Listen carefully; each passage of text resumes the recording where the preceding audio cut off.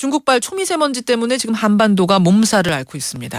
이미 최장 기록을 깼고요. 이제는 시민들의 일상까지 바꿔놓고 있습니다. 더 큰 문제는 별다른 대책이 없다는 겁니다. 한번 흡입하면 평생 몸 밖으로 배출이 안 되는 이 중금속 먼지들을 대체 우리는 언제까지 마셔야 하는 걸까요? 오늘 이 문제 살펴보죠. 먼저 중국 베이징의 CBS 김성경 특파원 연결이 되어 있습니다. 김성경 특파원 안녕하세요. 네, 안녕하세요. 베이징입니다. 진짜 안녕하신 건가요? 지금 베이징 대기 상태는 어떻습니까? 네, 사실상 안녕하지 못하다고 말씀을 드려야 될 것 같은데요. 예. 지금 베이징을 덮친 최악의 스모그는 일주일째 지속되고 있습니다. 현재 베이징의 초미세먼지 PM2.5 농도는 방금 제가 확인한 바로는立方미터당 487 마이크로그램을 넘어섰습니다. 세계보건기구 WHO 권고 기준의 20배에 이르는 수치인데요. 20배에 이르는 수치? 예. 이 정도면 건강한 사람도 외부 활동을 할 때 몸에 이상을 느낄 수 있다고 합니다. 그래요.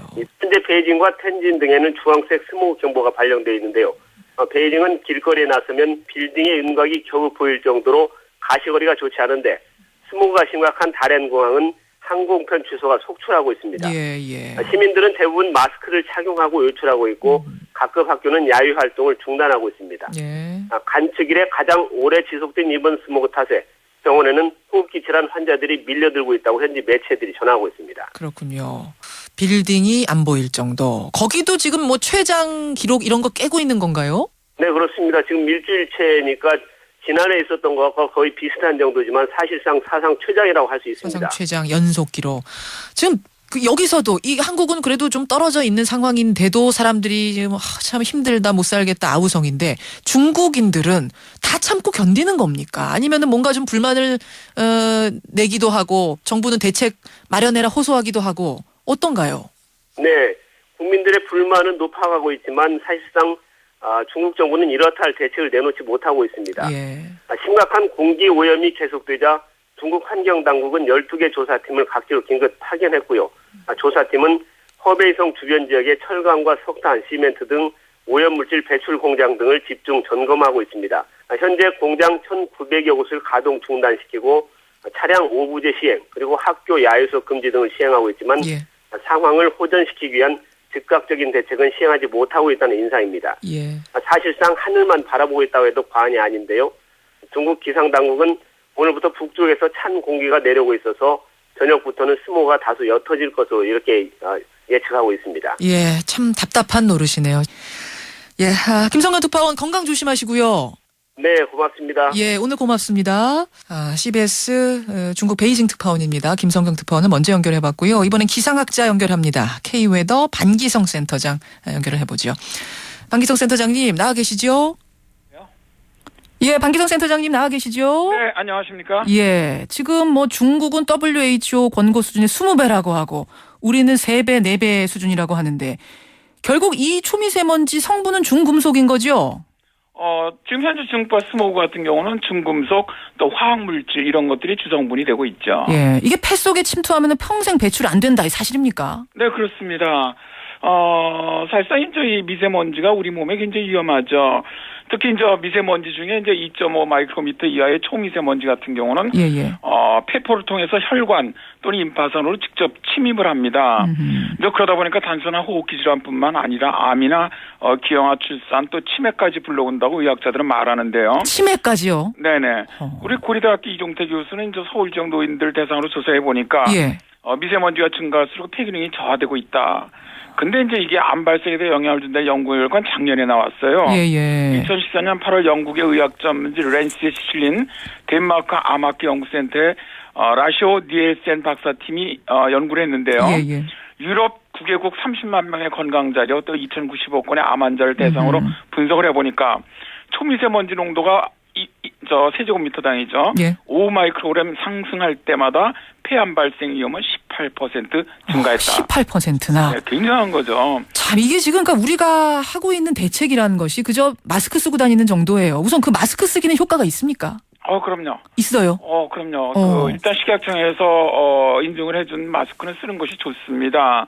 근데 이제 어제 같은 경우도 지금 우리 서울 같은 경우는 초미세먼지도 주의보 단계고. 그다음에 이제 미세먼지도 나쁨 단계인데. 사실 굉장히 건강에 나쁘거든요. 그렇죠. 정말로. 그렇죠. 그럼에도 불구하고 저도 어제 서울시내 나가보니까 마스크 쓰고 다니시는 분들이 거의 없더라고요. 저는 마스크가 별로 효과 없다는 얘기 듣고선 안 썼거든요. 아니요, 안 그렇습니다. 황사 마스크는 쓰시면 상당히 도움이 됩니다. 황사 마스크를 착용하면 도움 된다. 네, 일반 마스크는 전혀 전혀 도움이 안 돼요. 일반 천 마스크 이런 건 도움 안 되고. 네, 전혀 도움이 안 전혀 되고. 도움 안.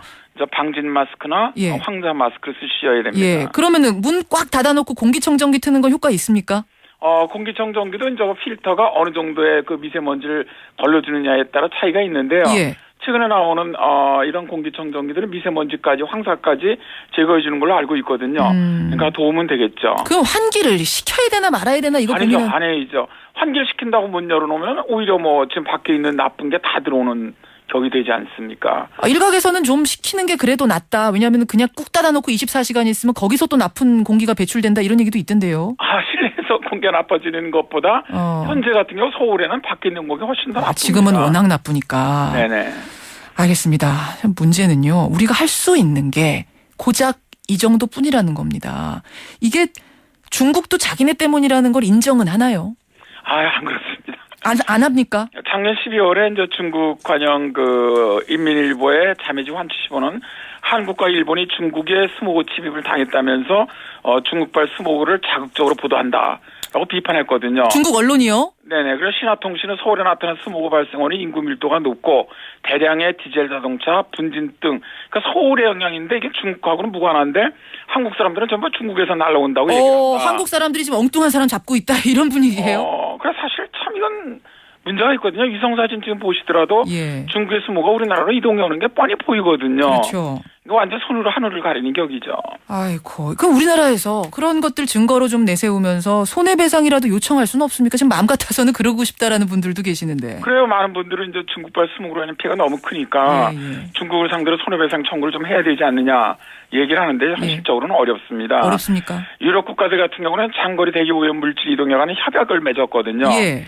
그래서 오염 물질이 확산될 때 함께 모니터링을 하고 만일 주범국이 있으면 손해배상 청구까지도 가능하게 했습니다. 유럽은 가능하다? 네네. 그러나 동북아시아에는 구속력 있는 협약이 없거든요. 그러니까 한쪽에서 떼면은 정량적으로 그걸 증명할 수 있는 방법도 없고요.